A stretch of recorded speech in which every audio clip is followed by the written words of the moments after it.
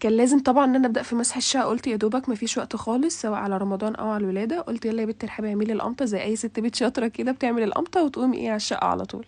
ويلا اتفضلوا معايا. هنا طبعا اول حاجه عملتها ان انا بقيت ادخل كراسي السفره كده للصاله التانية. انا عندي ريسبشن عباره عن صالتين مفتوحين على بعض، بقيت ادخل كده البانكيت مع الكراسي في الاوضه التانية ديت عشان خاطر اوسع لنفسي.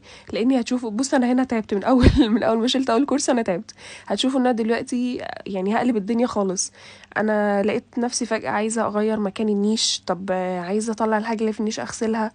عارفين انتوا اللي هو عايزة اي تغيير في النيش. يعني كنت زهقت من الرصة اللي هي مرصوصالي، وكمان انا كنت كركبتها، فقلت ايه انا هعملها معاكم. وطبعا كل سنه وانتم طيبين يا حبايب قلبي، وربنا يا رب يقعد عليكم الايام بخير وعلينا جميعا يا رب. جبت بقى الزعافه وبقيت عماله ازعف كده في الحيطان كويس. انا الستاير لو تفتكروا انا كنت لسه غسلاها، فقلت بلاش ان انا ايه اشيلها واغسلها تاني. يعني كنت يا دوبك ما كملتش اسبوعين ولا حاجه ولسه غسلاها اصلا.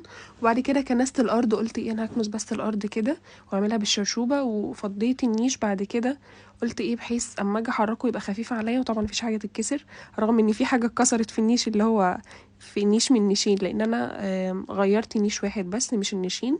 هنا بصوا الرصه كانت اتكركبت مني، كنت كل شويه ايه اما اجي اطلع معاكم فيديو كنت اجيب منهم حاجه، فالدنيا معايا اتكركبت خالص. عاوزه اقول لكم طبعا ان انا كنت بتعامل بحذر جدا جدا. الفيديو باين لكم ان هو سريع، بس انا كنت ماشيه بصوا يعني زي البطه تقريبا خايفه الحاجه تتكسر مني بصراحه.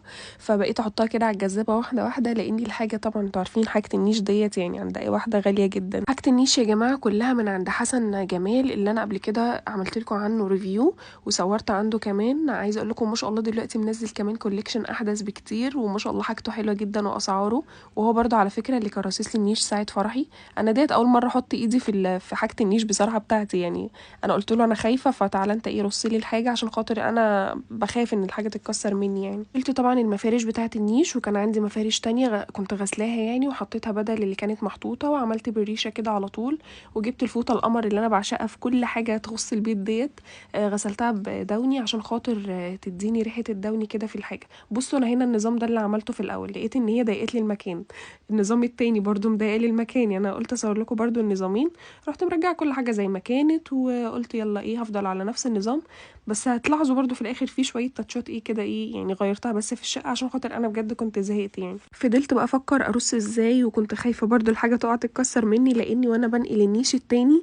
انا بصوا النيش التاني ده اصلا انا ما جيتش جنبه خالص في ان انا ارص من اول وجديد، لاني في حاجه الصيني كامله بقى، فاللي هو انا واثقه ان في حاجه هتتكسر فيهم مني. وفعلا فيهم كوبايه طقم الشاي او طقم الجاتو دوت وقع كده اتكسر منه، فقلت الحمد لله يعني اني عدت على خير. هنا ده طقم القهوه واللي